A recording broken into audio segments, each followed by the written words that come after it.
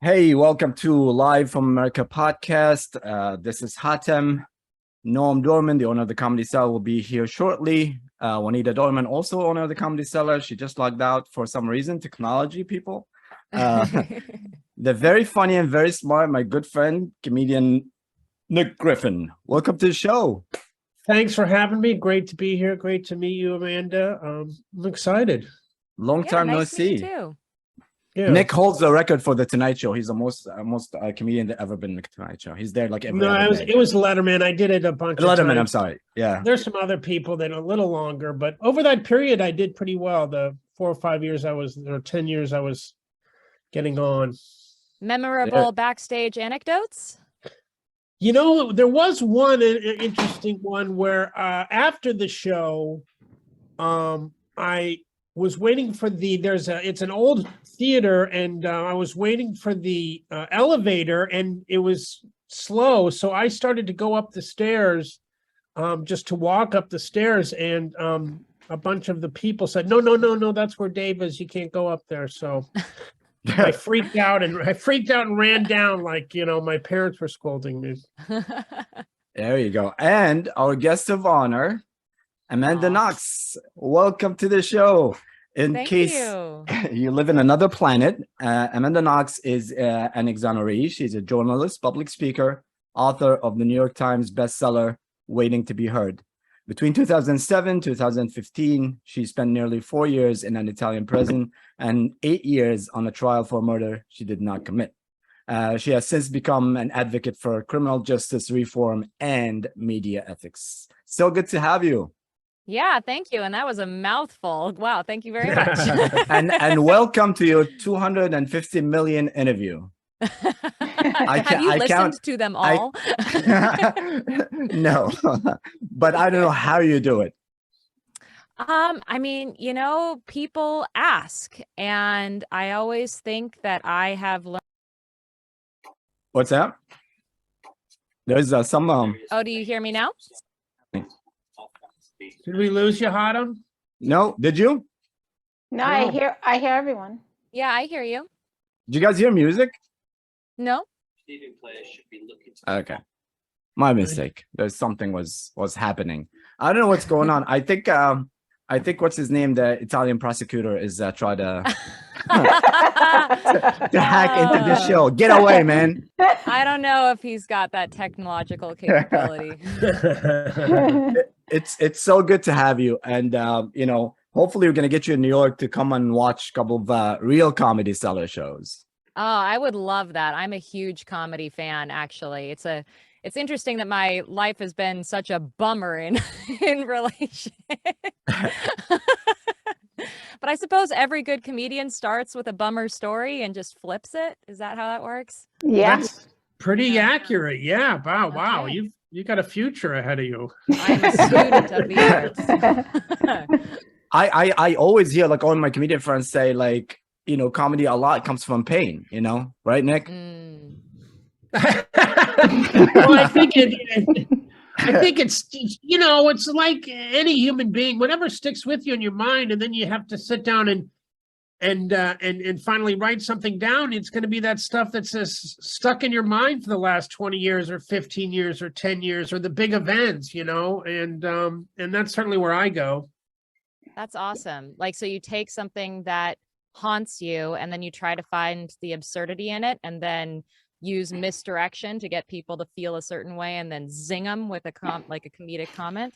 Is that how it works? That's Exactly. one way of saying it. Tell a joke. Yeah. Amanda, sure you're not a comedian? Because you kind of. Well, I haven't said a joke yet.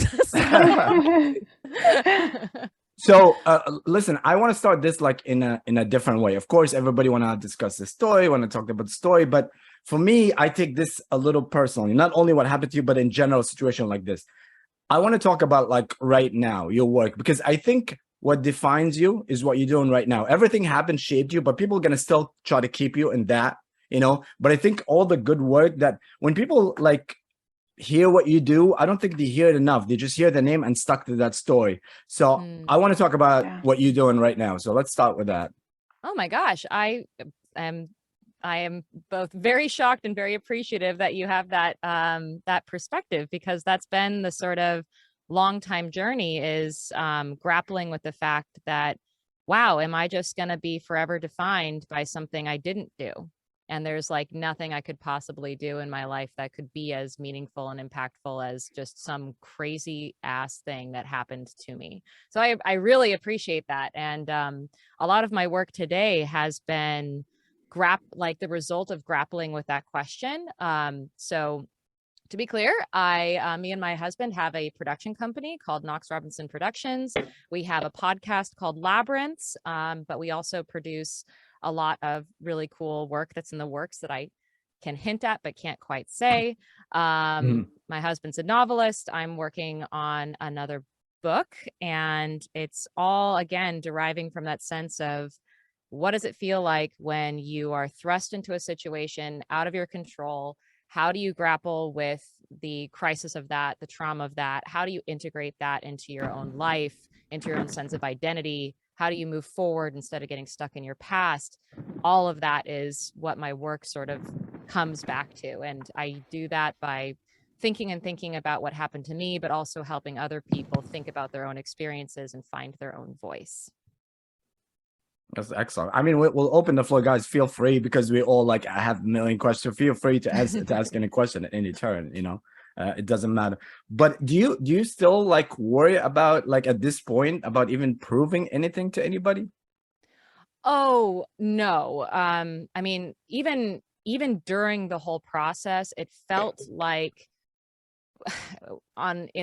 in the dark side of it, like, it didn't really matter what the truth was to a lot of people. So it didn't really feel like even proving my innocence would matter. Like, when that conviction came down the first time, like, you're guilty, you're sentenced to 26 years in prison, like, you're a murderer. That was an existential crisis of having my entire life rewritten, my identity being taken over by this fantasy version of me, Foxy Noxy, that existed in the public's imagination. And what it ultimately made me feel like was that I didn't matter. And that's the dark side of it. But the bright side of it is that all of that hatred and all of that, prosecutorial effort was directed at a person who doesn't exist. And so it's really easy for me to not take it personally when people continue to insist on the fantasy that I had something to do with this horrific crime that I absolutely had nothing to do with. So, how long after it came down that you were arrested and everything did it take you to kind of galvanize? I mean, it must have just obviously been shocking. That's an understatement, but how long did it take you to really kind of gather yourself and say, okay, this is where I'm at now. I need to get to this other place and get through this? Or was it a series of ups and downs? And yeah. So one thing to note is I was 20 when all of this happened. So I was a kid. Crazy. Yes. I was 20 and I was a kid and I did not have a lot of life experience. I was already grappling with this like incomprehensible nightmare of coming home and finding my friend murdered. And then on top of that, being thrown in a prison cell by a bunch of strangers who had no idea who I was, and they were accusing me of heinous things. Like, there was a lot that I had to process, and you weren't speaking the language either. And I didn't even speak the language, so crazy. So it took a long time for me to even understand the gravity of the situation, and I think that is something that people who have been through trauma can deal with can understand, because when you're thrust into a traumatic situation, oftentimes your mind tries to compensate by thinking, no, it's certainly not that bad. Like, no, certainly it's not the worst case scenario. And you try to come up with reasons for how what's happening to you is not as bad as it really is. So for the first year of my imprisonment, I was like, oh, this is all just a big misunderstanding. The adults are going to come in the room and fix this. And what I didn't realize for a long time was that no, there were no adults in the room. Everyone, or at least the adults in the room, were not behaving like the adults that I thought that they were supposed to be. They were being human, which is to say they were being flawed, and they were imagining that they were right, and they had to prove that they were right. And they were more interested in that than they were in finding out what the truth was. And I spent a long time in prison, really, really plagued by the question of why. Like, why was this happening to me? Why didn't they believe me? Especially when it was very, very clear very early on who actually committed this crime, right? Like, this wasn't like a lot of wrongful conviction cases where they misdirect and they go towards someone else, but then like later on, years later, they find the DNA and it turns out that it was a completely different person that was not on anybody's radar. Like my case, within weeks, they knew who actually committed this crime, but they had already arrested me in the meantime. And so instead of releasing me and saying, oops, they said, oh, we're still convinced that we're right to have arrested her. And so we're going to try to find ways to make sure that that remains the case. And so I struggled with that why question for a long time. And it ultimately came down to having to put myself in the shoes of the people who were doing this to me. Like, how could people who think they're doing the right thing be doing this to me? And it was because I genuinely believed that no one was sitting around in their like police office going, ha ha ha, how am I going to wrongfully convict a young woman today? Right. Like, that's not how people work. They convince themselves they're doing the right thing. And so then the question became why? And there's a long, complicated answer to that. But it was more than that too. Like they created a story, you know, the sex game baby was certain, you know, like, which I understand because it sells more, you know, it's better. The thing about Amanda's story, which is so crazy and fascinating at the same time, is that they convicted this young 20-year-old based on the way that she was behaving on the time of the murder, not on any based on all circumstantial evidence, nothing proving that she committed this crime. That is what's so crazy about this case. And things like this happen a lot. It happens a lot, especially in the US, in New York, especially. I mean, the majority of people who are put on trial, they plead guilty because they don't want to go through the trial. I think there's Thank you for bringing that up. That is a very important point. It really is. And this happens a lot to young people within the, I think, ages of 18 and 24. I remember when I first started to get a clue on this was when one of the first cases that I was addicted to, like followed this case, was the West Memphis 3. They had these 3 teenage boys who were convicted of killing these younger boys. And at the time I had just given birth to my son, Nicholas. And I was like, this is crazy. And they had no evidence on these kids either. And they spent over, I think, almost 20 years in prison trying to prove their innocence. Yeah. Damien on death row. That's right. And never got exonerated. So I do follow a lot of these cases, especially when it involves young people, because a lot of them don't have the maturity or have the tools or know what to do in this kind of scenario. Yeah, notably, I'm so glad you noted the age range here as well, because we're talking about people who are legally defined as adults. Anyone who's over 18 is legally defined as an adult. And yet they're all people who are under 25, so under the age which our brains are totally, fully developed as adults. And that is that crucial age range where young people find themselves, if they're innocent but accused of crimes, find themselves in situations that are totally overwhelming and beyond their control. And you're right, so many of them don't even go to the trial phase and try to prove their innocence because they feel like they have no resources and ability to combat the state. And so they just say, okay, I'll say I did it.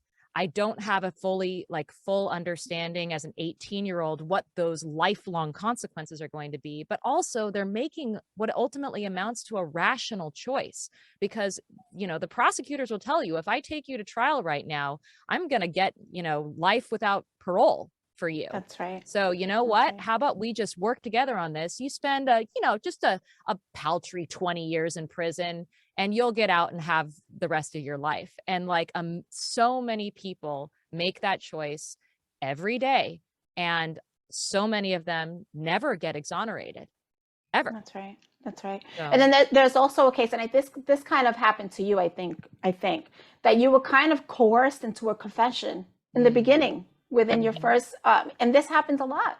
You know, they have these young people, they're sitting there for hours, they have no idea what's going on. And by the end, they're convinced that they actually committed this crime. They actually, even if if they didn't convince themselves, they're done with the interrogation. They want to admit to the crime just to get out of whatever they're into at that moment. Yep. You know? And they hope that the evidence will prove them innocent, because they're like, there's no way in hell they're gonna find me guilty of something that I didn't do. Yeah, no, it's absolutely true. And what I think is fascinating about false confessions, I think it's one of those things that flies against our intuitions. Like, you wouldn't do something that wouldn't be in your self-interest, but we see people doing plea bargains, and it's rational to think that that could be a choice that's in your self-interest, because you're thinking, well, better 20 years than a life without parole. But people are making that same calculation in the interrogation room when the police are telling them, look, you either confess or we're going to nail you to the wall. Or they're saying, well, maybe you're so traumatized, like they did with me. They said, maybe you're so traumatized by what you witnessed that you don't even remember it. So let us tell you what happened. And if you really want to stick on the side of justice and be on the good guys, you're going to go with it. And you feel like you don't have a choice in that situation. And those interrogation systems are designed to make you feel like you don't have a choice. So, one other fun fact about false confessions is people think that maybe you'd be more likely to confess to when you're being accused of a lesser crime, but in fact, it's when the crimes are more severe, like you're being accused of murder, that you find people more often falsely confessing, because they're terrified of what the consequences would be if they don't just do what the police tell them to do. Right. That was a lot. Yeah, but, sorry, I'm kind of a bummer sometimes. I mean, what I like about this conversation is that I have 4 kids aging from the ages of 28 to 4. And, my son's a minority, and I say to and we really have to teach our children how to behave in public, what to say, what's the right and wrong thing, because everybody is watching you, especially now. I mean, more than ever now, we have social media. Everyone's taping every little thing you do and posting it. All kinds of craziness, Yeah, it's just I mean, what's even scarier is when someone wants to make you look guilty, it doesn't really matter how you behave, because they will find a way to make you look guilty. They'll find the one picture of you you're in the background of someone else's picture, looking askance in a weird way. And people be like, that's the photo that we're going to use to blow up in the media sphere to make them look guilty. Like, that's like, I think one of the really scary aspects is that when you think about how bias works into all of this, like whether it's conscious or unconscious, like people are crafting stories about the people that they see and encounter, and especially in these high stakes scenarios, and they'll create a monster out of any regular person. And they have done it and will continue to do it as long as we don't put some safeguards up. Because it's a business, journalism, everything. Like, there's obviously some good people, but also the fact that it turned, and instead of the murder of Meredith, it becomes your case. It becomes Amanda Knox, not even, which is insulting to their family, obviously, and the victim. Nick, you wanted to say something? Yeah, I wanted to go back a little bit and ask Amanda why, or what you think the motivation is for. I mean, I believe that these people are, pushing, trying to get wrong confessions from people. But what do you think? Is it just to get their plate clean? Is it just to get it off the docket? I mean, why are they? Obviously, maybe they're crooked. Is it just fast? I mean, there's a lot that goes into that, right? And it obviously depends person to person. There Sure. have been absolutely cases of people who were wildly corrupt, who just flagrantly, intentionally were putting innocent people in prison and torturing them. Like Chicago has a long history of that. Yeah. But that's not how wrongful convictions occur. And if we only focus on those specific instances, we're going to overlook the majority of wrongful convictions cases that are worth our attention. Because usually what is happening is that, I mean, first of all, we're all socially embedded people, right? We all are making decisions about who we are and what our role in the world and how we're going to react to each other based upon our roles and the people that we're interacting with and the systems and structures that we are embedded in.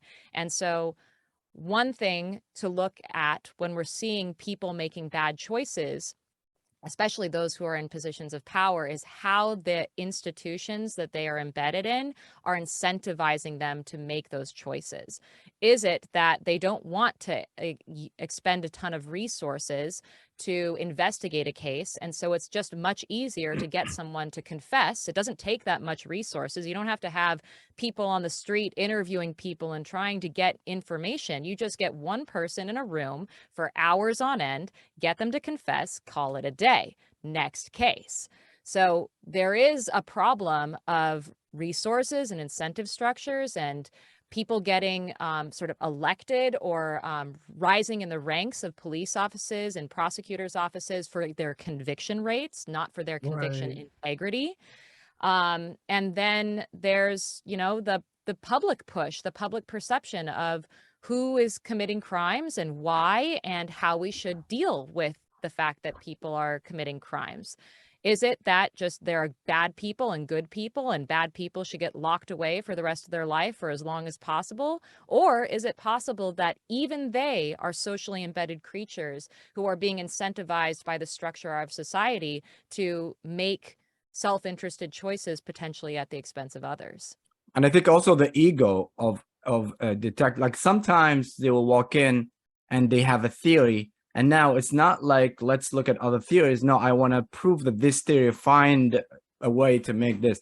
And it's a little bit off topic, but obviously with torture, like we saw in Guantanamo Bay and stuff like that, they torture some terror and they say, okay, we did it. And they end up bombing places that civilians, so eventually, like lack of sleep, like it's not like it's gonna make you like, what, fuck it, I'm gonna do that. I'm not saying it's the same thing, but I'm saying just, you can get confession out of anybody, even with a horrible crime, so Oh, of course, yeah. Just the part with you dealing with all this and moving on and stuff. I heard that you spoke to Monica Lewinsky about this. Is that true? Oh yeah, she is a good friend of mine. Yeah, I first met Monica actually when I was first asked to give a public talk, and that was a very terrifying experience for me because my experience of being asked to speak about my story was very much one of hostility. I'm thinking the interrogation room, I'm thinking the courtroom, I'm thinking Diane Sawyer, who's like, did you or did you not murder Meredith? It's just like everyone was so hostile towards me. And the idea of telling my story felt like I was opening myself up to yet more hostility. But someone convinced me that I was walking into a room full of people who really just wanted to learn from other people's experiences and be better people and live better lives. And so that was the audience. It was not an audience that was there to, quote, put me on trial. All the same, I was really scared, and I was, just paranoid about it. But one of the things that convinced me was learning that Monica was also going to be speaking at this event. It was an event that was geared towards the theme of controversy. And what does controversy mean? How is it created? What do people who find themselves at the centers of controversies do about it? How do you move on from controversy? And I agreed and asked to be able to speak with her beforehand. By that point, Monica had already written her Vanity Fair article, had already done her TED Talk, and really was like the only model that I knew of of someone who had been so completely and utterly vilified and dehumanized and like thrown away, like exploited and then thrown away as trash, and who had successfully rebuilt her life. And she was the only model that I could think of. And so meeting her and feeling her friendship and compassion and receiving her guidance, and most of it was just saying like, hey, take care of yourself. You know, like there's a million ways that the world is being demanding of people like us, and they're in the habit of exploiting us and vilifying us and seeing us in the worst possible light, and they're going to continue feeling that way, feeling entitled to do that. So take care of yourself. And I really appreciated that. Yeah, I think it's amazing how you guys can actually picked up, moved on, and built a life for yourself, because many people wouldn't. You know, that's just a hard thing to recover from. It you know? is. Yeah. I mean, that was going to be my next question. Like you had two choices. One is just like kind of to disappear and be like not in the public eye. And one is to fight and become an activist. And why did you choose that?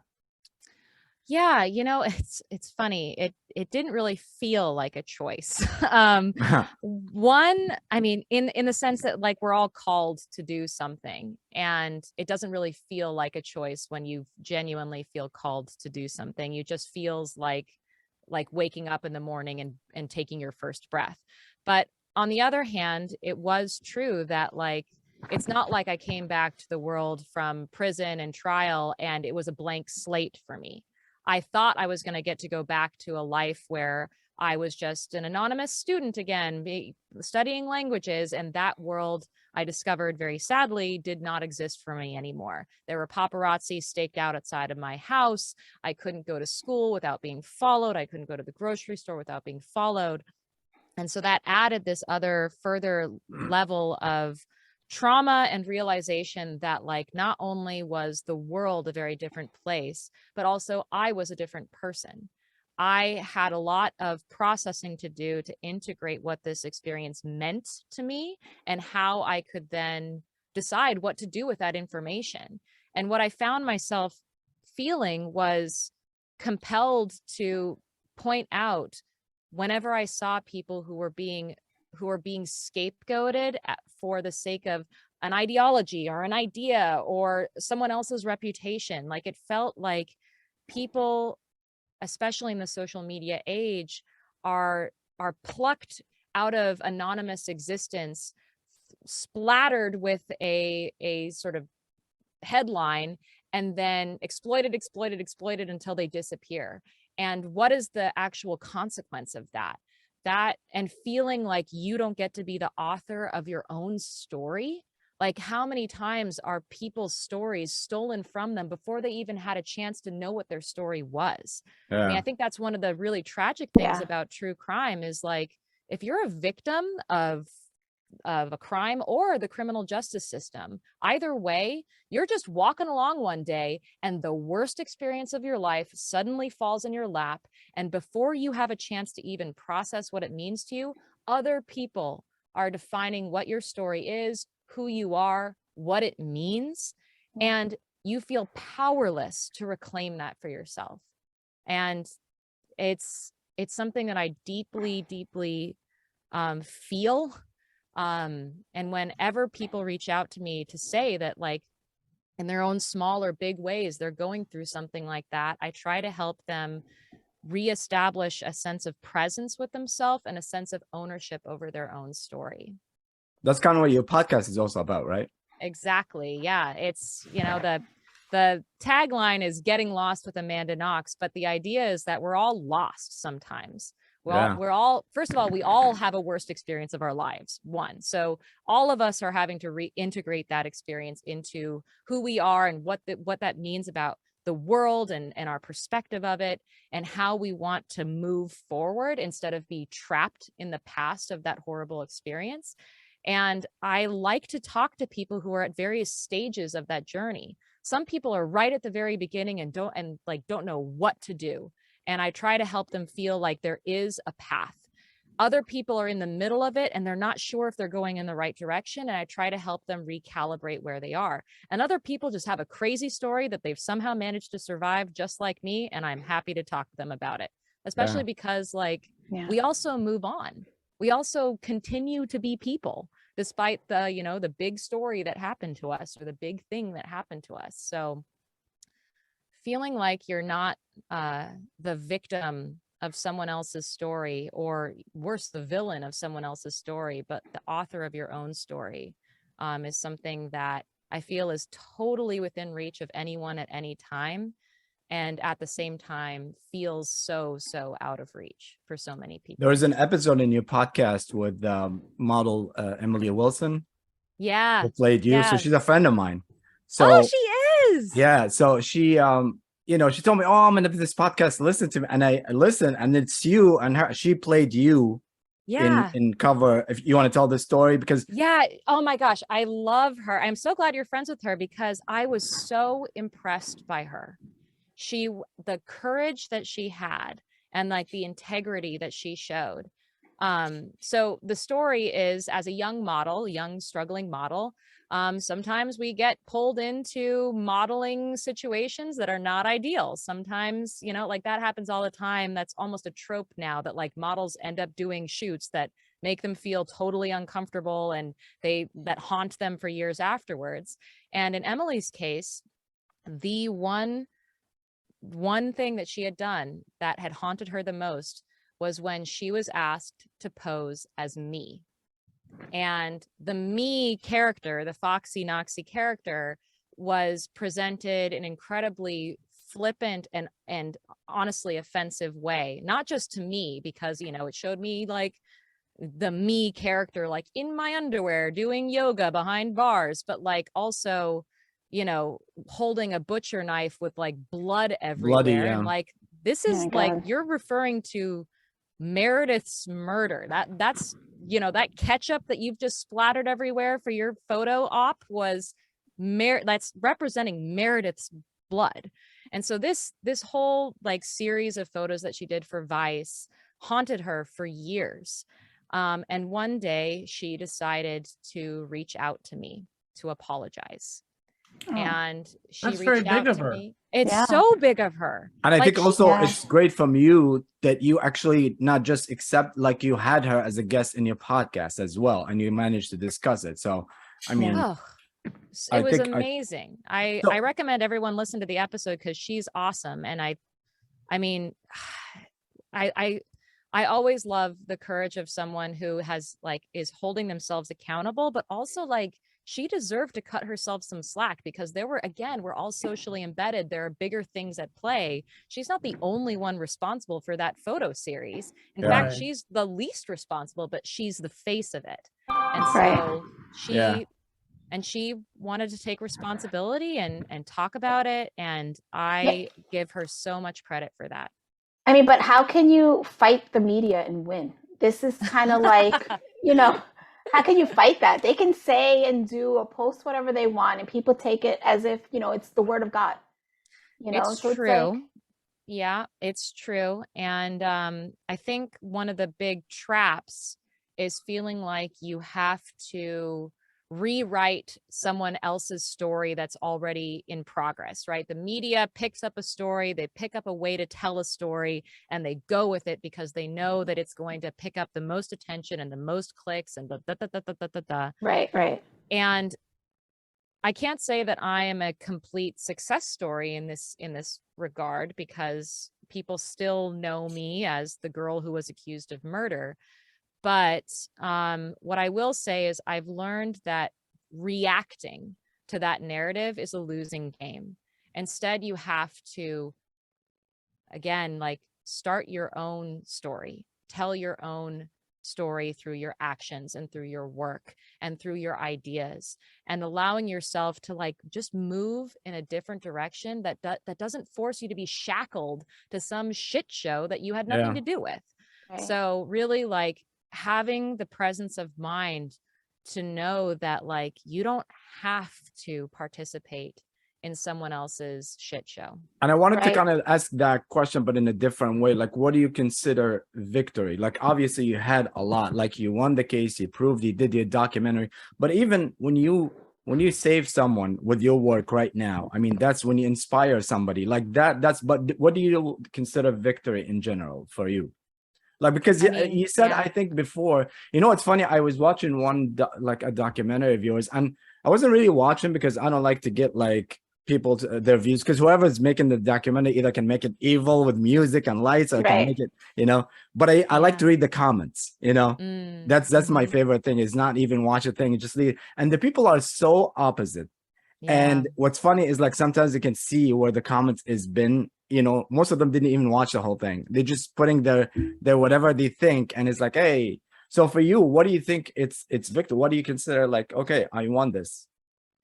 I mean, that's changed over time, but I think that for me today, I mean, just this past weekend, I gave a talk in Nantucket, and someone who follows my podcast, Labyrinths, drove out from upstate New York, drove all the way down, took the ferry over to Nantucket just to finally like meet me in person and hear me talk, and basically sat down and let me know that I was the reason why he was still alive today, because at a certain point, he was going through a very, very traumatic experience in his life, and he was thinking about committing suicide.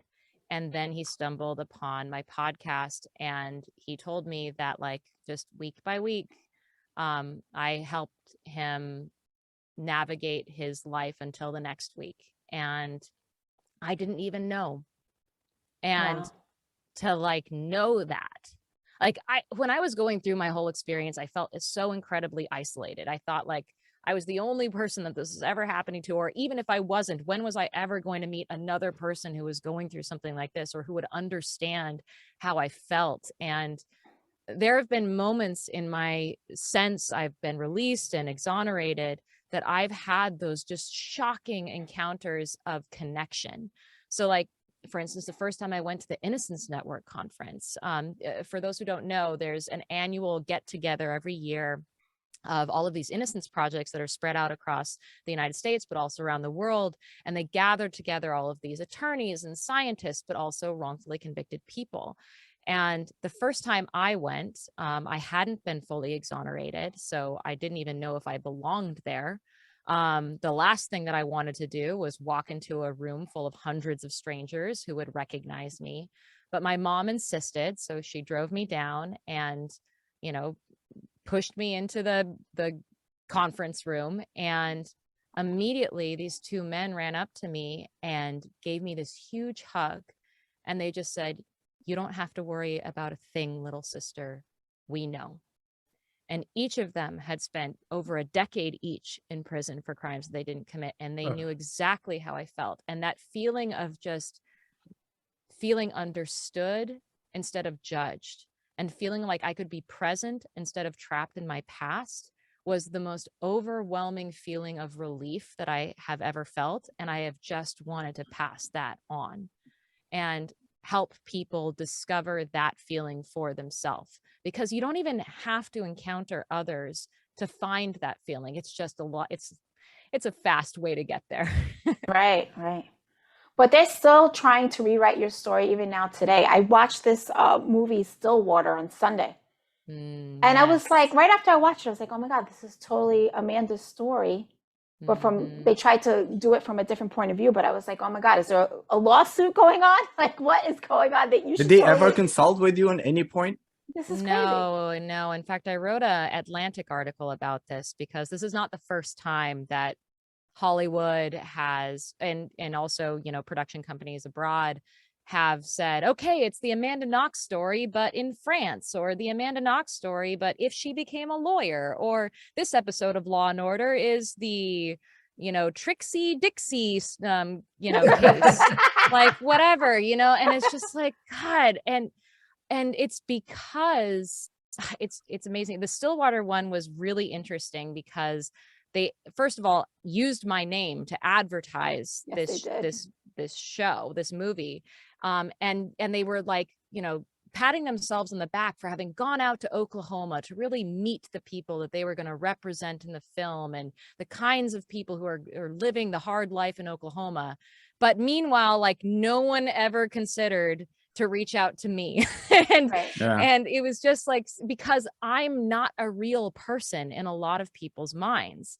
I am an idea of a person. I am a premise for a story that sells papers and movies and books. And I think people, one, don't really want to deal with the idea of asking my consent, because then it becomes a moral issue. I think it draws into question what they're morally doing with the worst experience of my life and other people's lives as well.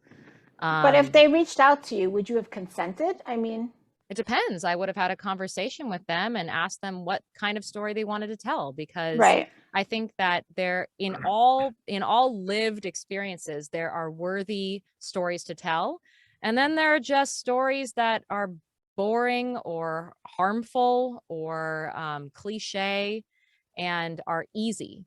And I think that what was unfortunate is Stillwater told a very easy and it was easy, ultimately harmful story, because it reinforced those same sort of fantasies about the Foxy Knoxy character, but didn't take responsibility for them, because they were like, oh, it's not Amanda, her name's not Amanda, so it doesn't matter.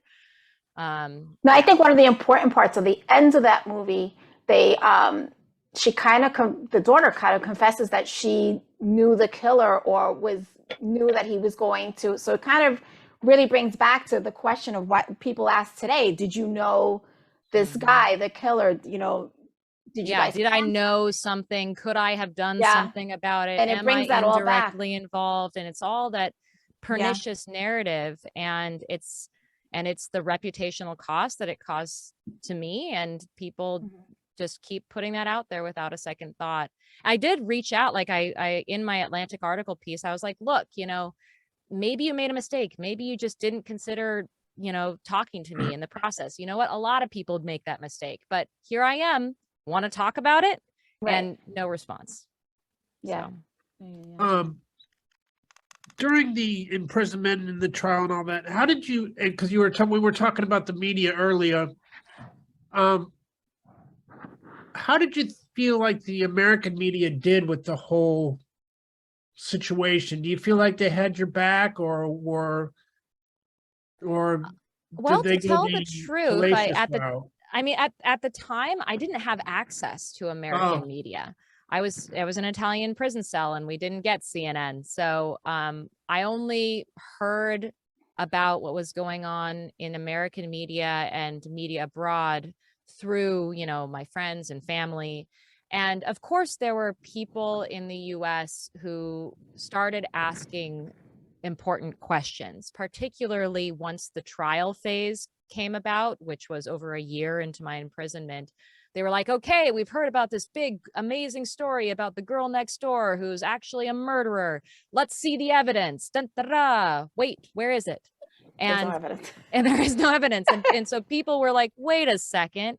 And so there were some people like that. But also, I think there were people here in the US even who made their careers on presenting the story as student killer Amanda Knox. Yeah. So it's not, I can't paint, you know, the American media or the British media or the Italian media with the same brush. It really came back to. It's sad because the media has no moral compass, you know. It's just about, you know, how many viewers they can get, you know, it's crazy. Yeah, and it's interesting because journalism is an incredibly powerful and important tool that we have all. It's noble, right? Like there have been really incredible ways that the media has swooped in to hold power, especially accountable to the people. And what's weird is that instead of doing that in my case or in the cases of so many wrongfully convicted people, they've said, well, there are certain kinds of people we're accountable to, and then those are the people who are going to click on our headlines, and so we're going to deliver to them what they want to hear, which is a crazy story that just keeps getting crazier and crazier. whether that's true or not doesn't seem to be super important. And that's, again, how we're all sort of socially embedded and incentivizing each other. If the audience, I mean, it's this horrible snake eating its tail kind of thing, because on the one hand, certain media out there tricks people into thinking that they're hearing, you know, God's honest truth. And it's, oh my goodness, can you believe it? And then it turns out that no, they were wrong, and people feel betrayed by that media. But at the same time, there are people who find like it's natural to feel drawn to stories that are extreme and surprising and engaging because there are all these twists and turns. And so the media tries to craft reality, like squeeze reality through that lens for the sake of its audience. And I think that says something about how we can be more, when I say I'm trying to advocate for media literacy, in part that's as consumers, like what kind of media are we asking for by what we click on and what we engage with, that and what we pay for. That's a big factor in all of this. Do you think you got more coverage, media coverage, when they thought that you were guilty, or when you got innocent? Hard to say. I was in the jail cell the whole time, so I don't really have a great global perspective of it. Also because I have frankly not, you know, gone back to look at all the footage. I haven't. Have you been back to Italy? Would you go? Oh, you have? Yeah. That's crazy. Yeah. I've been twice. The first time, most importantly, was because the Italy Innocence Project, which did not exist when I was imprisoned, they came into existence and wanted to hold this conference to like talk about wrongful convictions in Italy. And they invited me to be the keynote speaker to talk about trial by media and how there's this, again, this like snake eating its tail vicious cycle between media and the courtroom, where each are trying to appease and satisfy the other. And it ends up spiraling out of control. And so I went there. I gave a speech. I was terrified. Were you okay? Did you feel?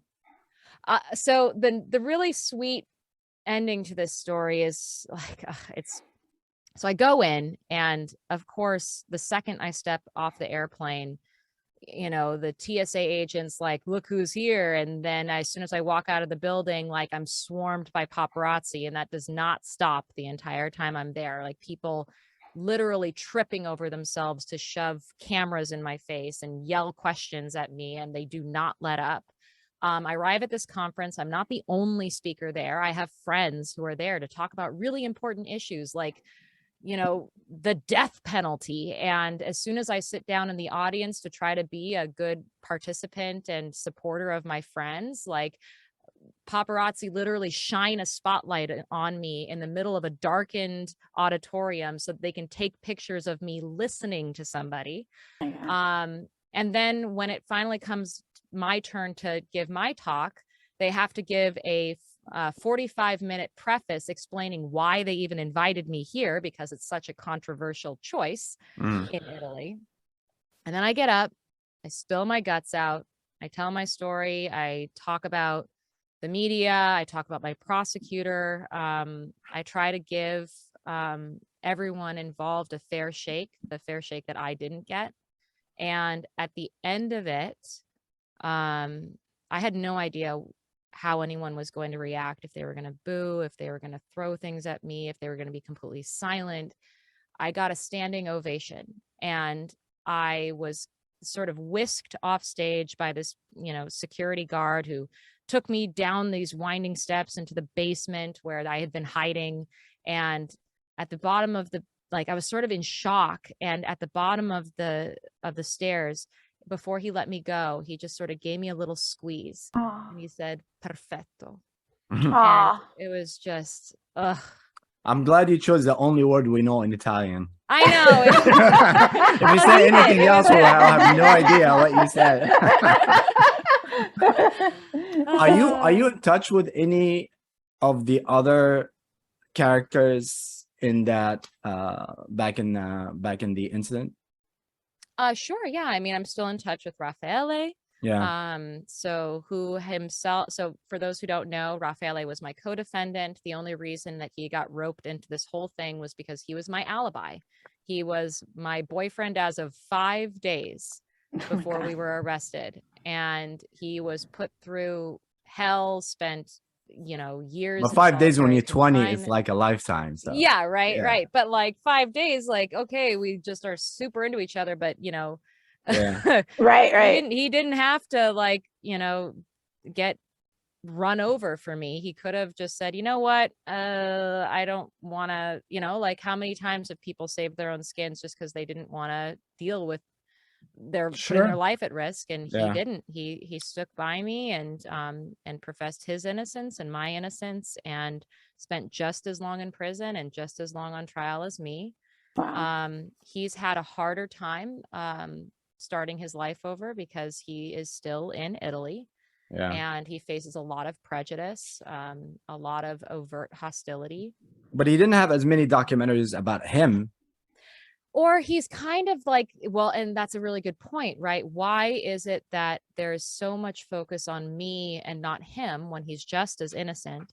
And also, why isn't there as much focus on the person who actually committed this crime? Yeah, I mean, Like, I think the answer is name? easy. The way you look, you're pretty, and that's what sold from the beginning. If you saw that picture in the newspaper, oh my God, so and that just shows you, because if it was fair, it would have been all of them. What about the guy? He just got released, right? Rudy Gay. Yeah, last the guy year, who actually committed this crime. Yeah. Yeah, he was released in 2020. And How you feel about that? I have a whole episode of my podcast where I talk about it because it's complicated, but so people Which one can is go it? and listen So people to can that. know. The Forgotten Killer is what it's called. Okay. Oh, And So if you're they listening want to the this, long turn this off version. now. Turn this podcast off now and go. I'll give the short version, which is that I am a firm believer, having sort of immersed myself in the criminal justice reform community, but also having lived alongside actually guilty people for years of my developmental life and come to know them and appreciate them as human beings, that everyone is more than the worst thing they ever did, right? Like everyone is more than the best thing they ever did and the worst thing they ever did. Everyone is more than the worst thing that's ever happened to them. And so while I am trying to be fair to him and appreciate that a lot of time has passed and he may have grown as a human being, and also, I don't believe that someone who is that young and that stupid should spend the rest of their life in prison. Like, there are a million ways that I will concede this is a person who deserves a second chance. The part where I struggle is how at no point along this whole journey did the legal system find him fully accountable for his crimes. That's what I was going to say. He nor was has never he- convicted yeah. of murder. He was so in he was Italy- convicted of murder. I So thought what rape hap- only. So in Italy, the way that it works is if you are considered participant or part of a conspiracy to commit murder, they say you are just as guilty of the murder, but he was never actually found guilty of having committed the violent act, right? Like they say that he was primarily responsible for Meredith's rape, but that he was not the one who was holding the knife. And he was like that.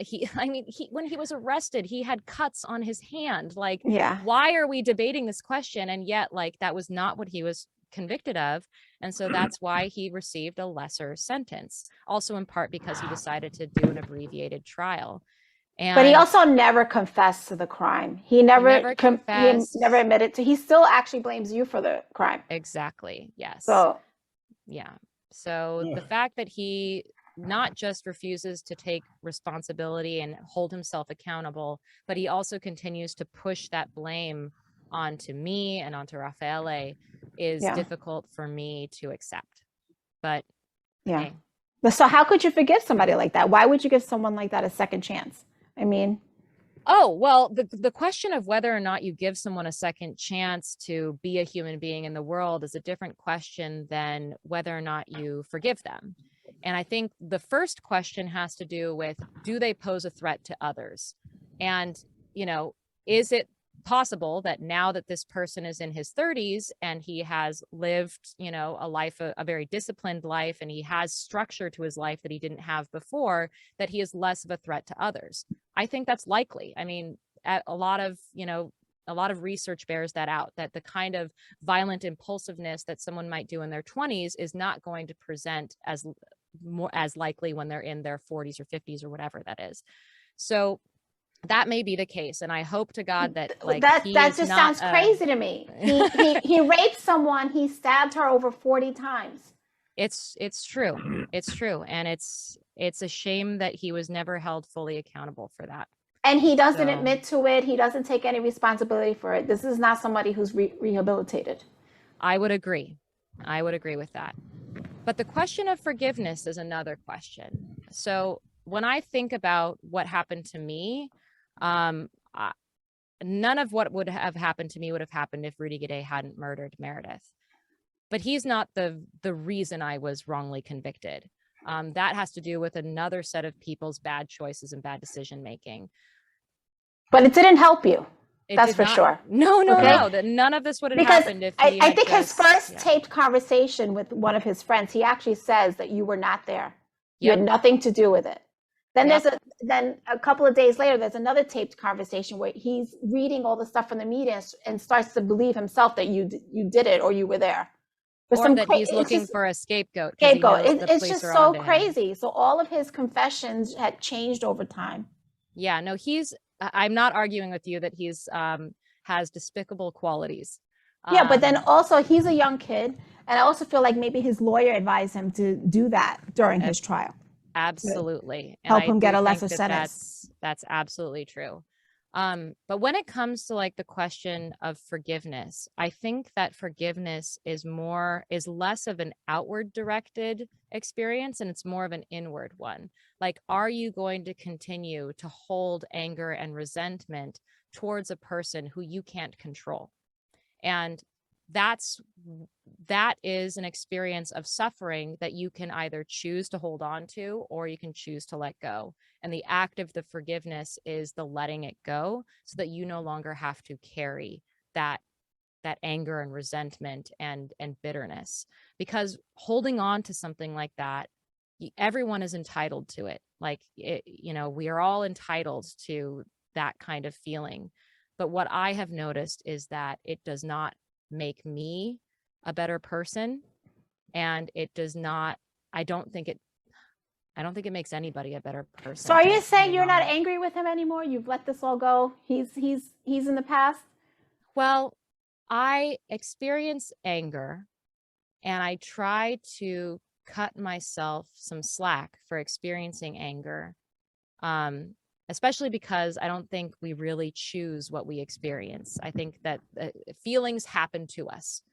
The only thing that we can do is choose whether to sit and hold on to that feeling or let it go. And so when I notice myself feeling angry, I have been in the bad habit of holding on to it. And what that turns into is me crying in my closet. And when I let it go, that turns into me helping my daughter learn how to have her first steps. And I would much rather be doing the latter than the former. Yeah. All right, let's have one last question each, and when we're done, Nick, you want to go first? Well, she actually just kind of answered it. My question was, with all the experience, including her podcasting and Innocence Project and her own, bad experience in Italy, not just herself, but having had conversations with other people, what does get you to the other side of it? And it seemed like, there was some talk of faith there, or oh, actually, I use the word God, but I'm an atheist. That was a metaphor. No, me too. I kind of do the same. Yeah, no, I'm actually really unusual because most wrongfully convicted people I know are faith people, are spiritual people, and for the most part, people. Yeah, it's fairly common. Also because a lot of times a lot of people have that cultural background, but also within the prison environment, very often there aren't like emotional A mental wider. health support, like that's usually just coming from a prison chaplain. And, you know, like one of my best friends in prison, my best friend in prison was the prison chaplain. We had a lot of fun intellectual debates.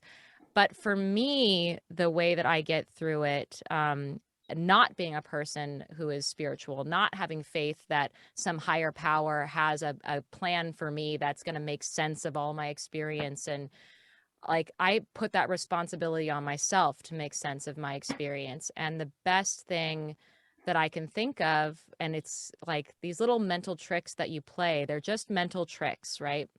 They don't say anything about the reality. But like one of the things that I sometimes imagine is that actually, instead of thinking of myself as incredibly unlucky, I think of myself as incredibly lucky.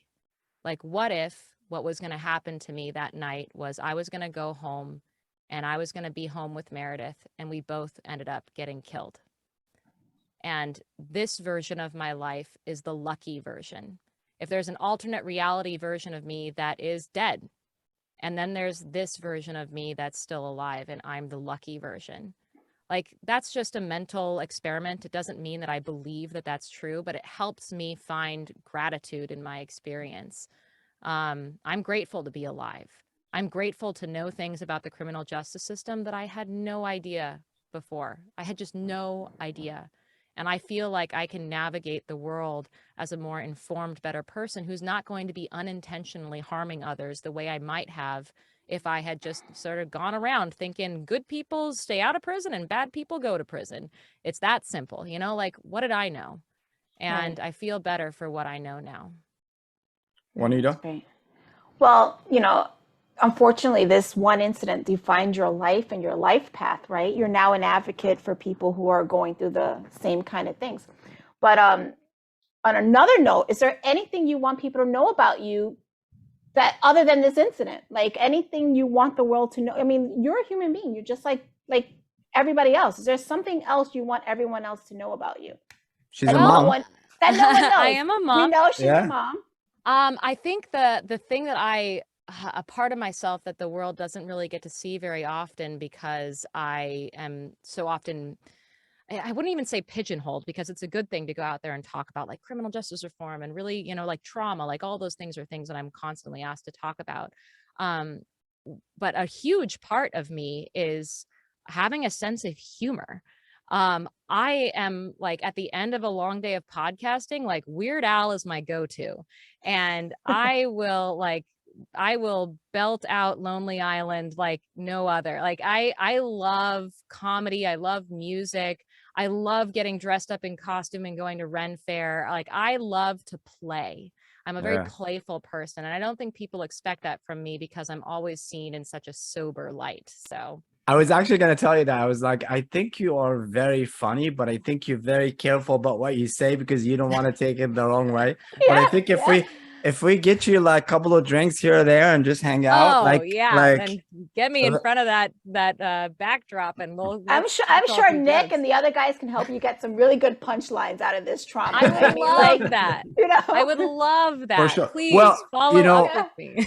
Listen, I told you about the Cellar talks. You know, I'd love to have you. You know, come and do a talk. It'll be like even just for us. You know, nobody else. Yeah, like, I'll practice my material on you. You don't have to get on stage. Most of the time, we just sit around the comedy table and just shoot the shit, and it's just funny. I love that. I love that. So Amanda, during this whole time, all the million interviews and all this, is there one question that nobody ever asked you? And he said it like in your mind, is like, why nobody asked me this? Like during the whole time. One thing that I notice especially when I go and do public speaking, but I've also noticed this in my interviews, is a huge part of my life today is my husband and my family. And, you know, when my husband met me, I was working for minimum wage in a local bookstore that was literally underground. I was hiding. I felt like no one would ever give me a chance to be a real person. Everyone would view me in the worst possible light. I didn't know if I could make friends with real people in the world like a normal person. And he came along and befriended me and did not, Google me the minute he met me. And he was the one who convinced me that my voice mattered, and that I wasn't just a survivor of an experience, but I was someone who had something to offer.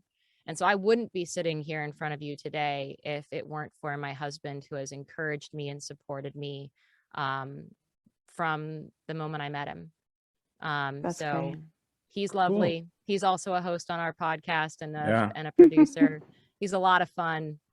Juanita, won't you wish that you can say the same thing? Yeah, I have no voice. My husband doesn't want me to talk. I'm not allowed to say anything. I say all the politically incorrect things. It's perfect. Just, yeah. Well, Amanda, this was great. Thank you so much for being here and for the chat. I think I like that we talk more about you than anything else, and it really, like, I think people could see, and I really want the next time we're gonna have you, we're gonna have, like, today I didn't want to do a lot of comedy, but the next time we're gonna have to have a lot of, like, and whenever you come to New York, there you go. Yeah, all right, let's do it. Do you want to tell a joke? Visit us in New York. Oh God, no, I want you guys to help me work on my punchlines, because the one joke that I really like is that people really should be friends with me, because if anything ever goes down, I'm going to be the first one who's accused. Anyone can be friends with me because they're off the hook. I am everyone's get out of jail free card. So. Yeah, we should all sit at the table and be like, she did it. Exactly. I think, listen, I think if you ever want to change your career to a comedian, I think you have it. You already have a lot of things. I'm sure you have. Don't do it. It's miserable. I think it'd be nice to hang out. Nice to at least just hang out with a bunch of comedians and get their thoughts. Amanda, you want to share your information where people can find you, your podcast and so podcast is called Labyrinths. My book is called Waiting to Be Heard. You can find me on Twitter at Amanda Knox, on Instagram at Amama Knox, and all my collection of work is at knoxrobinson.com. Nick, you want to share information? Oh, you can follow me on Instagram at Comic Nick Griffin, and then you can go to my website, nickgriffin.net. That's where all my videos and stuff, information. Juanita, comedycellar.com, I guess. Yes, Juanita, one of the owners at the comedycellar.com. And you did have some shows for Project Innocent. When that is gonna come back? Remember, you did have shows, right? There's so many of those that I follow, and it's so obsessive. One of them is Adnan Saeed that I follow a lot. This young boy who was 18, and just I'm saying you had shows at the Comedy Cellar, and you donated for Project Innocent. You were working. We were doing that before COVID. Yeah, and then COVID kind of screwed everything up. We were donating shows to the Innocent Projects and other charities of that source. And we'd like to pick that up again, but we haven't been able to. Yeah, we're kind of short staffed, so adding shows is kind of hard. All right. Well, the Comedy Cellar next. You never know who you're gonna see. Chappelle, Chris Rock, Amanda Knox on the stage. Doing some jokes. You never know. You know what? I'm gonna convince you. You'll see. We'll be friends now. I'm gonna make you do comedy. All right. I love it. All right, guys. Thank you so much. It was great.